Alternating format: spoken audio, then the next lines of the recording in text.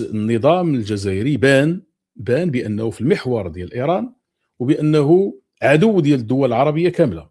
بانت هذه المساله. الدليل انه شوفوا الاتصالات اللي دار تبون. كيقول لك دار اتصالات اولا بديك الاضحوكه. هو اتصل، كيقول لك اتصل به رئيس لبنان، قال لك اتصل بتبون. هذه القضيه ما صحيحاش. في النهار كتقول لك بان تبون هو اللي اتصل. داروها في واحد السطر، لان ماشي منطقيه. واحد البلاد ديالو في حرب وغينوض يتصل بتبون، لاش؟ اش مربح عنده معاه؟ كاين شي واحد غيتصل بتبون في هذه المرحله. تم بعد قال لك راه اتصل ثاني ايضا سلطنه عمان اتصل بتبون. هو راه في الواقع تبون اللي اتصل به.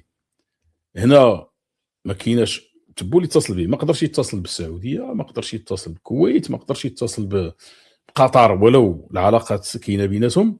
اذا هنا النظام العسكري بان كي داير، بان في التوجه ديالو، بان العداء ديالو الى الدول العربيه.